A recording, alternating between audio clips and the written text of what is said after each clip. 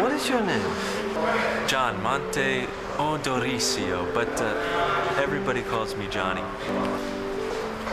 Mr. Monte Odoricio, what are the service intervals? Our standard warranty includes 4 years or 50,000 miles, whichever comes first. Had you guys worked together, Mike? Had you and Bob worked together, or met or rehearsed together, or any kind of preparation before your day of shooting? Or? We had rehearsed a little bit, actually, a couple of times.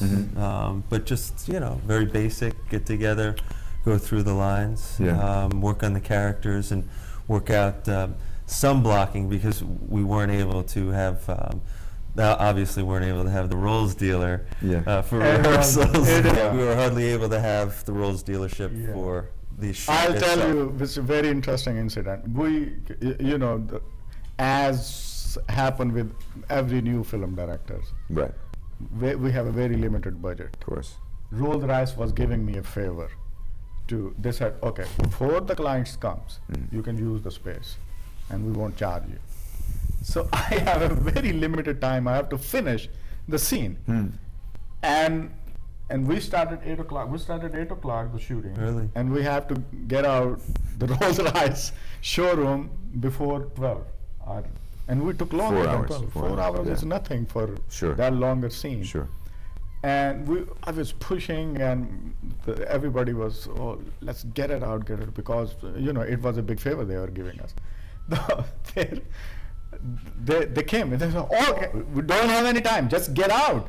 Just get out. Did you have all your coverage? Then, did you? Yeah, but thank God, I mean, we did it very good. And you can't tell. You can't tell. The scene works really well. Worked very well. It was easy. It was easy working with these gentlemen. I mean, you know, Mumtaz is extremely thorough. You know, he goes through all the, he goes through the beats. And when when he likes, when it's ready, then it's ready. He lets you know when he likes it. He lets you know, and he's very specific. But at the same time, as an actor, I really felt like he allowed me to be who I needed to be, to get across what I needed to get across. Great. And of course, Mr.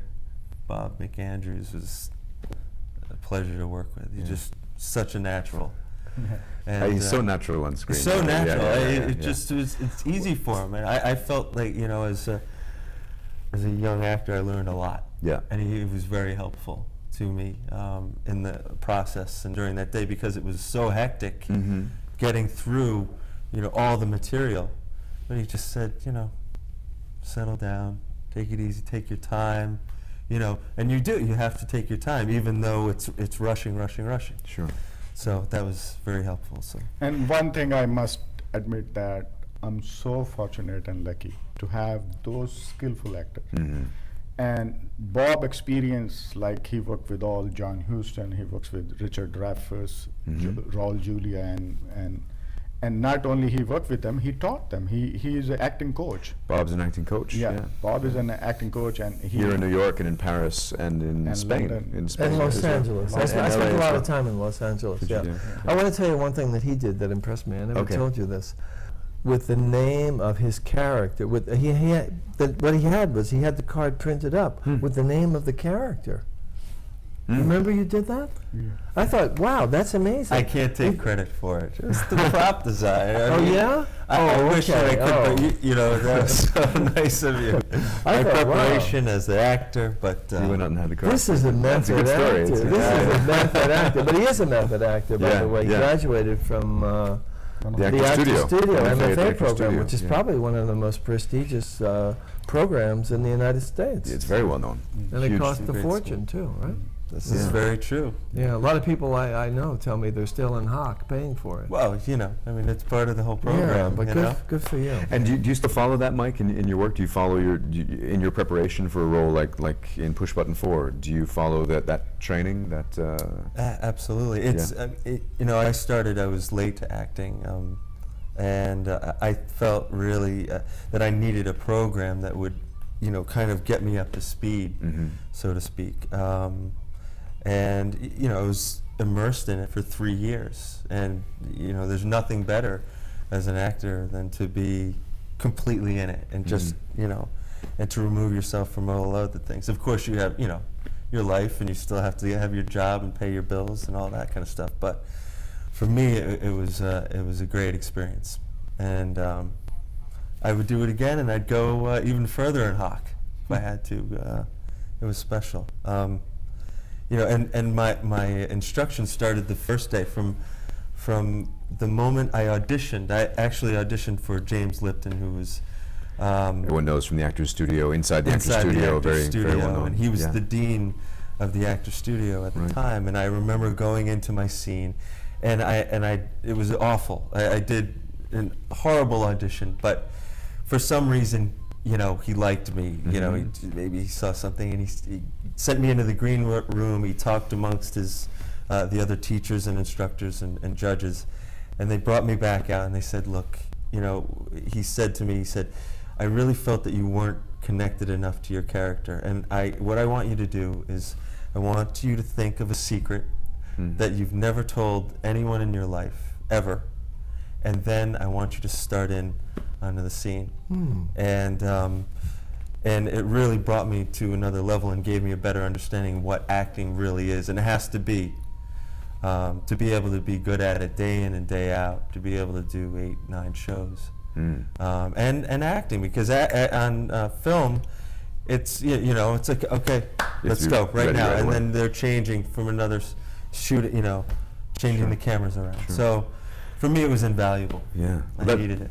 That's great. That's something that Bob, you know a lot about in your work, working with big actors like Jon Voight and Richard Dreyfuss and Chris Cooper. Chris Cooper, who's an Oscar winner. Yeah, Chris Cooper studied with me for 2 years. Wow. 1976 and 1977. I'd spent 10 years in Hollywood working. Well, I was the head of talent at Paramount. I was the head of talent at 20th Century Fox. In those days, we had talent programs. So you had people that were actually under contract that got paid a weekly salary, and then they were placed in television and films and things like that. So they got really a great, great experience. But when I left there in 76, came back to New York, started my old job back with Win Handman. Win Handman is probably the most famous acting coach in the United States. He's still teaching. He's 85 years old. Chris came and studied with me, and I worked with him for 2 years. And it was wonderful because I had been a movie coach in Los Angeles. I worked with Alan Pakula and John Huston and Roman Polanski and a lot of famous directors. And so, having been trained in the theater, I really soaked up all that knowledge, everything that you needed, because there really is, it's different. You know, working in film is really different from working in theater. So I was able to give that to Chris. And of course, he was probably the best actor that I've ever worked with. I mean, he was brilliant. I mean, I saw him the other night. There was a tribute here in New York to Win Handman, and you know, I was talking with him, and he said, wow, he said, you really, really kicked my butt. And I said, no, did I really? I didn't remember actually doing that. But what I said to him, I said, no, I said, what I think I was able to do was to recognize your talent, and then to leave you alone and encourage you. And that's what I think a good director does. You've got talent here, you've got talent. Leave them alone. Just encourage them. Let them alone. Don't impose. And you do that. He never bugs you when you're working. He lets you do what you want to do. Can I do it again? Yes, do it again. Great. Can I try this? Try this. And so that's good. That's very good. It's essential. One thing I must admit, that you remember that the art gallery scene. The art gallery scene, exactly. Maybe we can come back and talk about that scene after the next break, yeah? Okay. I think, okay, we're going to go to a break now and come back and talk about the art gallery scene.